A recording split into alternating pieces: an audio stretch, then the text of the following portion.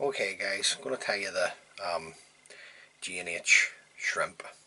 So the hook in the vise is a size 11 Solar in black, double hook. The thread I'm going to use is Uni Thread 80 in red. I'm just going to come in and get my thread started, a couple of mil behind the eye of the hook. Just run on a few mil of thread and then come in and remove the waste tag of thread. Now the tag on the fly is an oval silver tinsel, and I'm using the Vineyard French oval silver tinsel in 14. I'm using a uni, that's a small. I just like to catch in my oval silver tinsel underneath the shank of the hook, then bring my oval silver tinsel under the shank, and then run my thread down, just tying it in. I'm just going to bring my thread down till I'm past the points of the hook, and then I'm going to come around with 4 turns of the oval silver tinsel, and then on the last turn bring it up, and in between the two hooks just come around with a turn and a couple of tight turns just to secure it in, and then you can come in and trim away the excess. The tail on the fly is a red bucktail dyed red, sorry.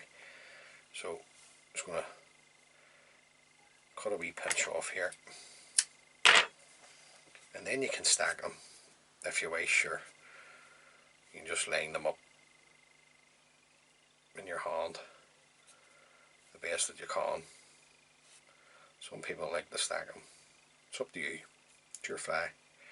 Now the length, you can have the tail as long or as short as you like. It's up to you too. I'm just going to have it around about a length and a half, maybe 2 lengths of the hook over the back. Just going to come around with a pinch and loop, then a couple of turns just to hold the tail into position. Then I'm just going to lift the excess of the bucktail and take that away in a bit of a tapered cut. Put some flesh into the tail, and that's just going to be 2 strands of silver micro flesh. I'm just going to offer those up, around with a pinch and loop, another turn to hold, fold the excess back. I'm going to trim the excess away because I think the 2 strands is enough for me. You want more flesh, just leave them other 2 strands in if you folded it back. Now I'm just going to take my thread and just run it up over the cut ends of the bucktail.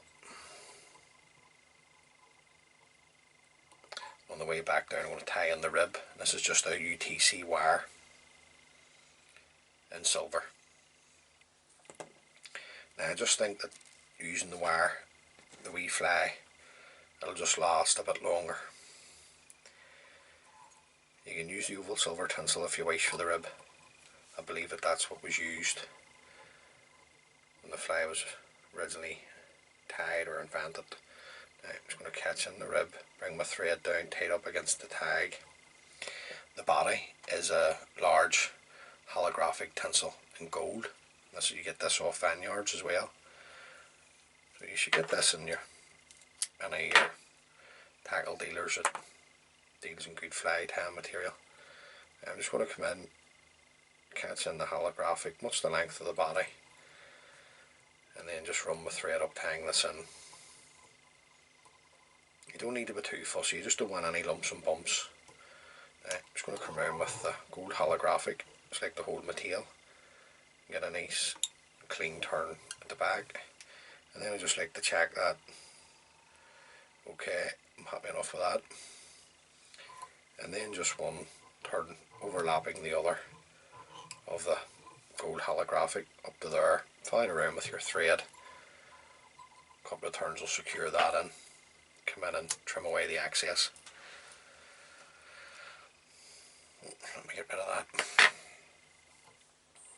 Then we can bring up our rib. And we're doing 4 turns or so of the silver wire up the body. Follow that around with your thread. Nice tight turns now to secure this in, because this is holding your whole fly together. The wire, then you can bend and break away the wire. Excuse me. The wing is a golden pheasant tippet feather. So just get a wee feather off here. And all I do is just take the feather off, strip away what I don't need.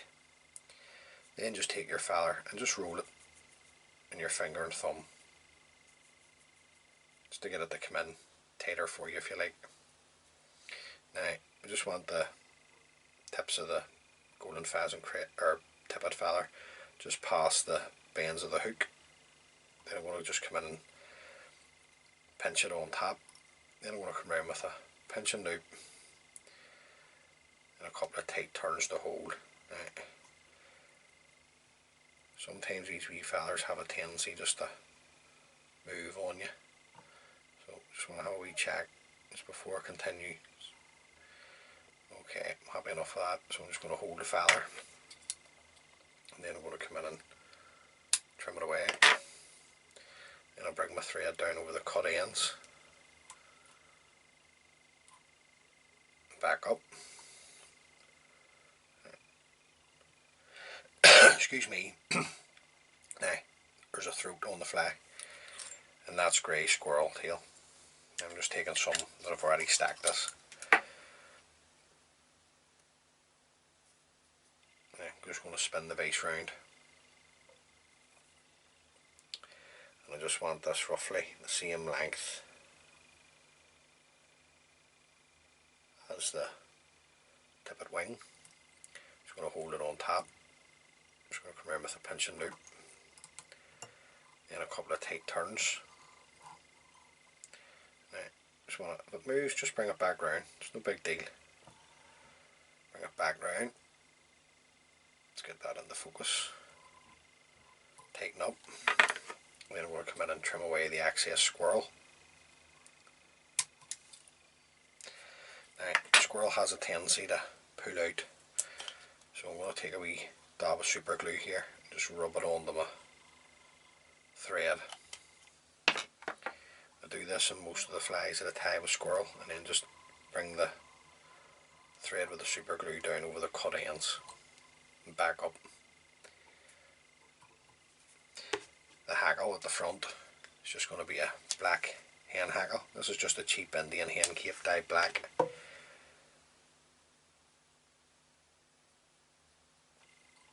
So just stroke back the fibres to reveal the tip.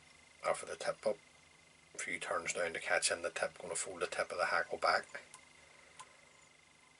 Bring my thread up over the top of the tip of the hackle and the hackle itself. Then you can come and locate the tip. Break it away. Just going to come in with my scissors, just run it up the stem, just to start the process of those fibres sitting back for you.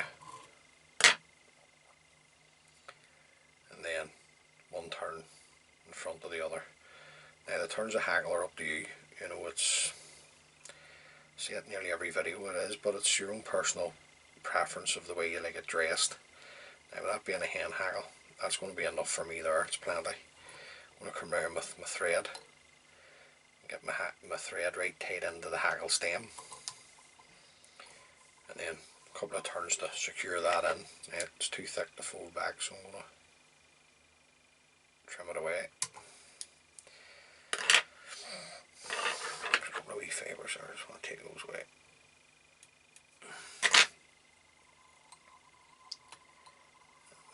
Just tidy up.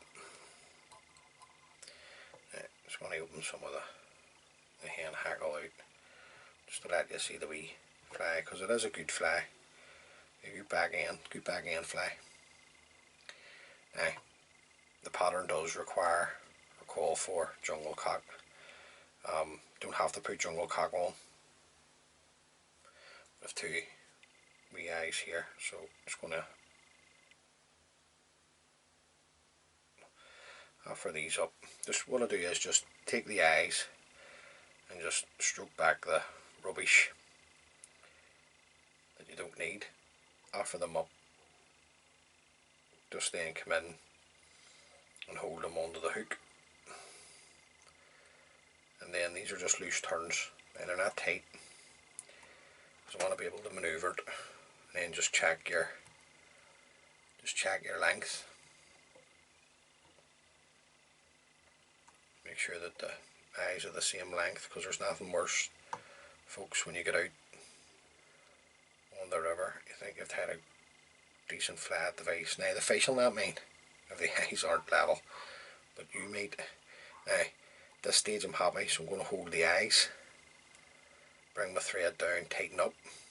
Now if you get into the habit of this, just folding the stems back, it just means that the fly will last longer, and the eyes will have to break off, they can't pull out. Just tighten up over the top of the stems, nice and tight with the thread turns. Now keeping your thread tight, and come in and break away the stems. Don't let go of your thread. Come in with your whip finishing tool and just lash in a whip finish. Pull your thread nice and tight, come in, trim that away. Now just to seal the head up, first coat on the head, just a wee drop of super glue.